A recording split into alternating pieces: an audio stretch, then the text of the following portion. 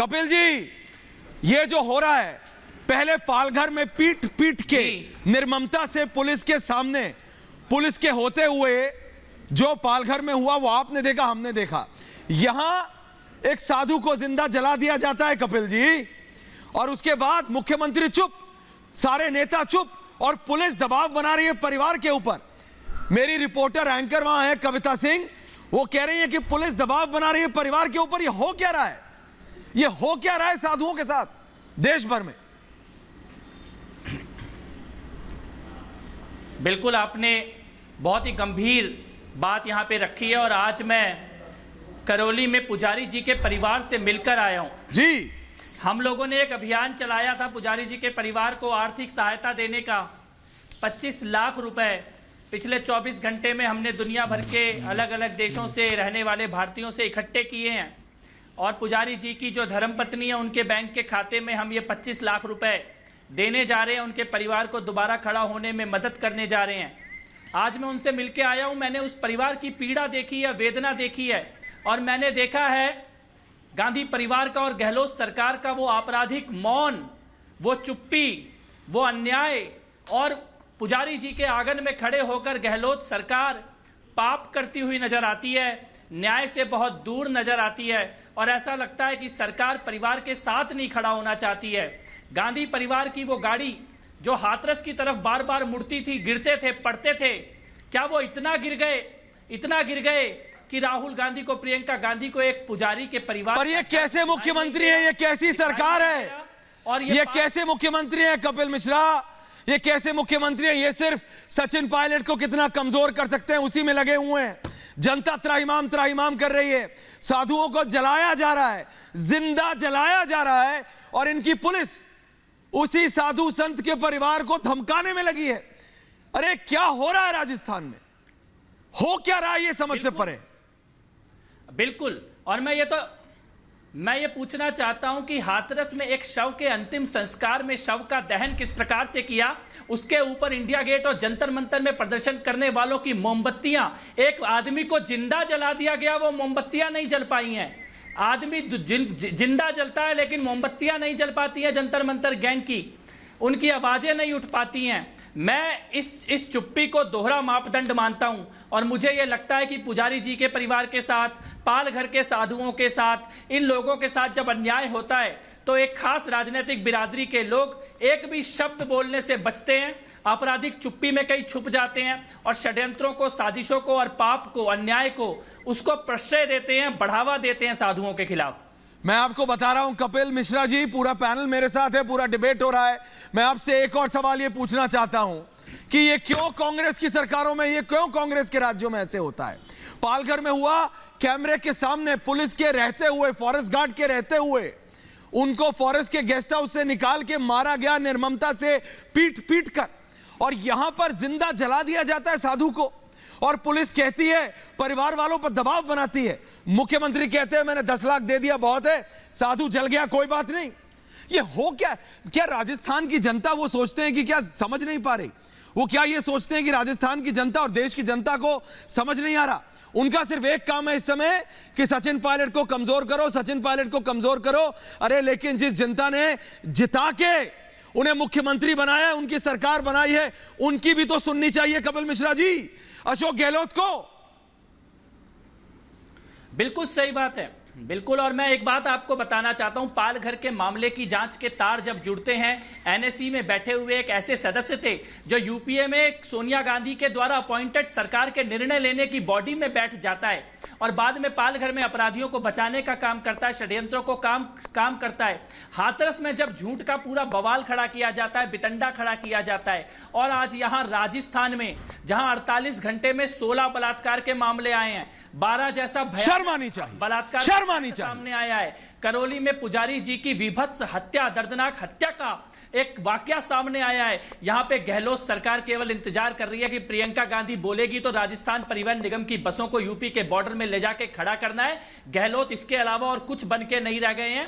अपराधी भी हैं, मौन भी हैं, और निकम्मापन सरकार का यहां पे नजर आ रहा है। अन्याय करती हुई, पाप करती हुई एक सरकार है जो एक पुजारी के परिवार के दर्द को, उनके आंसुओं को देखने से भी इंकार कर रही है।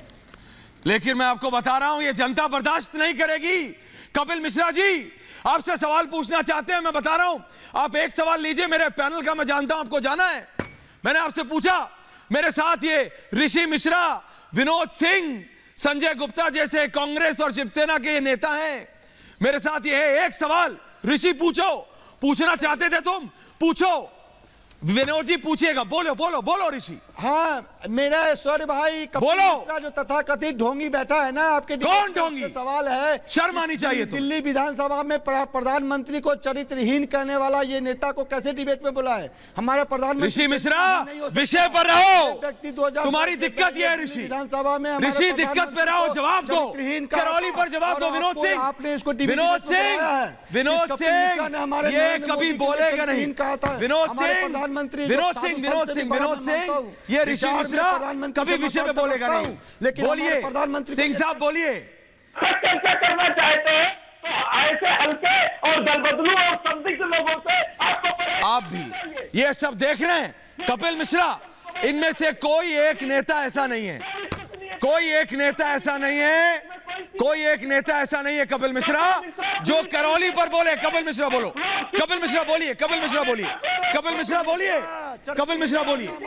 करौली पर बोलो, कपिल मिश्रा बोल रहे हैं करौली पर, करौली पर बोलो।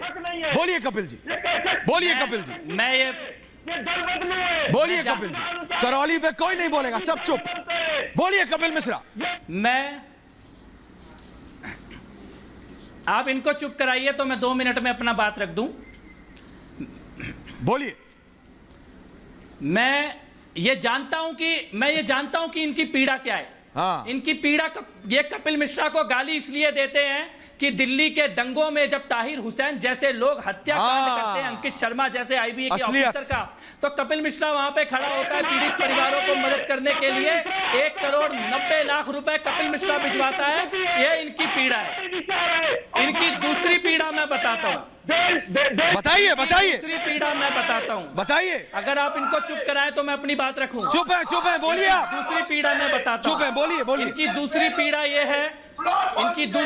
ये है कि ये चाहते थे कि दिल्ली में सड़कें बंद कर दी जाए। वो कपिल मिश्रा ने आंखों में आंख डाल के डंके की चोट पे सड़कों को भी खुलवाया है और आतंकवादी आज जेल के अंदर भी जा रहे हैं। ये इनके पेट में दर्द हो रहा है। इनकी तीसरी पीड़ा मैं बताता हूं। बोलिए।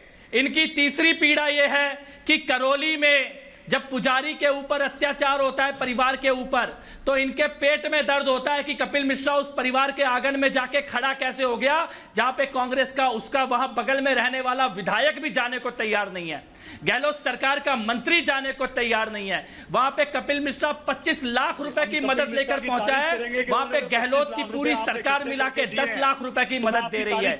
यह इनकी पीड़ा है, यह इनके पेट में दर्द हो रहा है। लेकिन मैं ये बात कहना चाहता हूं, बोलिए कपिल। ये 25 लाख रुपए इकट्ठे करके उस परिवार को, मैं ये बात कहना चाहता हूं, धन्यवाद आपको। पुजारी के परिवार का बिल्कुल कपिल, मेरे साथ संजू वर्मा है, मेरे साथ संजू वर्मा जी। कपिल मैं आ रहा हूं आपके पास, जाइएगा मत आप।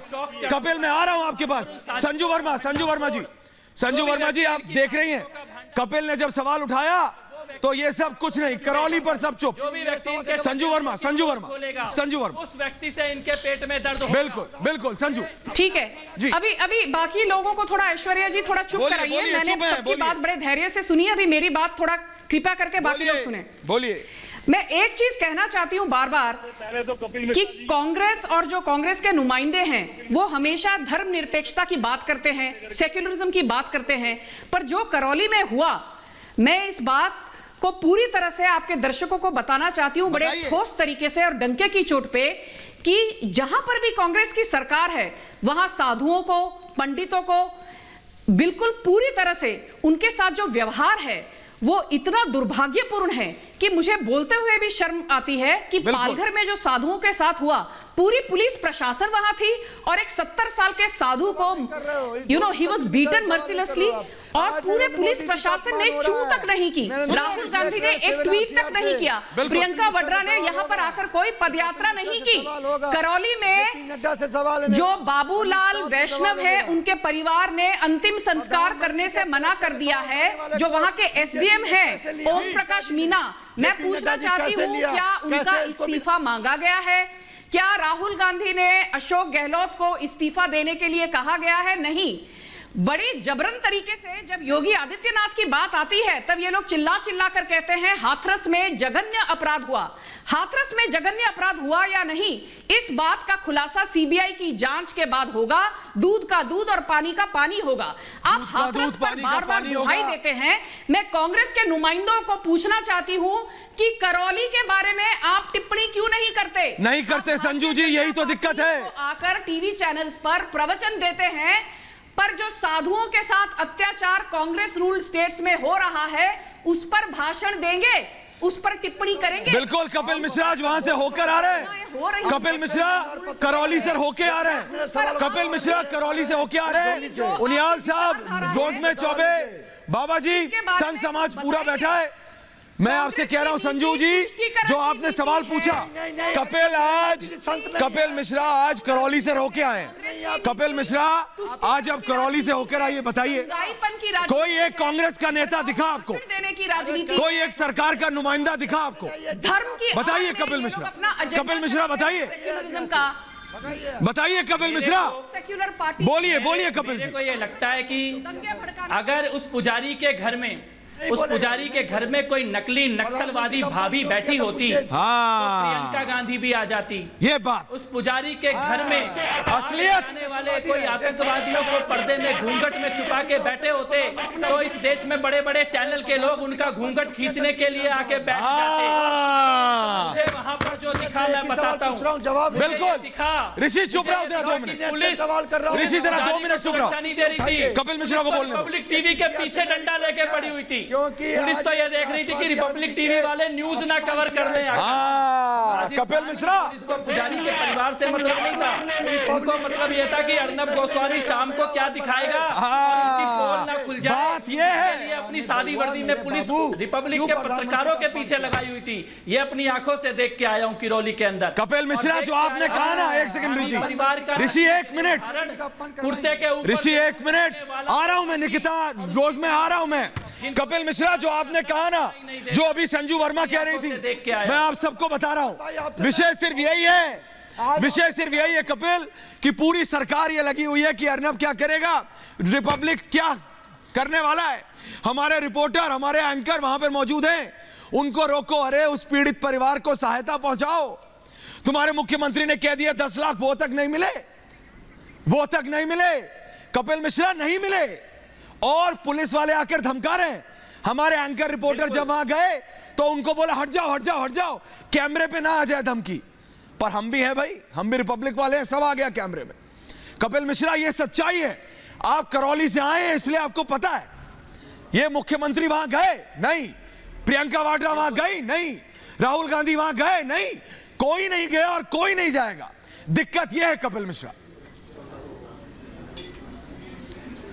बिल्कुल आप सही बात कह रहे हैं, और मैं इसमें एक बात और जोड़ना चाहता हूं। मैं ये जोड़ना चाहता हूं कि कुर्ते के ऊपर जनेऊ पहनने वाला व्यक्ति एक पुजारी के दर्द को सुनने से भी इंकार कर देता है, उसका मुख्यमंत्री जाने से भी इंकार कर देता है। शर्म आनी चाहिए। इनकी राजनीति भी नकली है, इनका जनेऊ भी नकली है, इनका दर्द भी नकली है, इनका हाथरस में जाने की कोशिश करना भी नकली है, इनके आंसू भी नकली हैं, और ये असली में अत्याचारी हैं, भ्रष्टाचारी हैं। और इसके साथ साथ ये जनता से इतनी दूर हो गए हैं कि ना जयपुर को करौली दिख रहा है, ना 10 जनपद को करौली दिख रहा है। ये पीड़ा है, ये पीड़ा है। और मैंने देखा कि परिवार का तो बैंक का खाता भी नहीं चलता। ये परिवार ने मुझे बताया, अशोक गहलोत को नहीं पता वो 10 लाख रुपए देंगे कैसे जब तक खाता नहीं शुरू करवाएंगे। शर्म आनी चाहिए, शर्म आनी चाहिए संजय गुप्ता, ऋषि मिश्रा। वो हम शुरू, अरे उस ये है वो नेता जो वहां से आया है। ऋषि मिश्रा चिल्लाओ मत, ऋषि मिश्रा चिल्लाओ मत। वहां पर बाबा, अरे ऋषि मिश्रा तुम्हारे साथ ये दिक्कत है। ऋषि सवाल सुनो, ऋषि सवाल सुनो, ऋषि चुप चुप चुप, क्या बोलते थे ऋषि चुप के लिए, ऋषि सवाल सुनो, ऋषि सवाल सुनो, क्या बोलते थे ऋषि सवाल सुनो, ऋषि सवाल सुनो। करपत्री महाराज जी, करपत्री महाराज जी, करपत्री महाराज जी, महंत राजू दास जी, सुन रहे हैं आप? निकिता, मैं पहले महाराज जी के पास जा रहा हूँ। सुन रहा हूँ, अयोध्या से मैं महाराज जी बोल रहा हूँ। हाँ बोलिए बोलिए बोलिए महाराज जी, सुन रहा हूँ महाराज। अरे क्या क्या बात करते हैं? ये कौन से लोग हैं जो अरे ये राम सेतु को काल्पनिक बताने वाले, ये राम को काल्पनिक बनाने वाले सन 65 में जो है करपात्री जी महाराज के सामने जो है हजारों साधुओं की हत्या कराने वाले ये हत्यारी कांग्रेस क्या कर सकती है?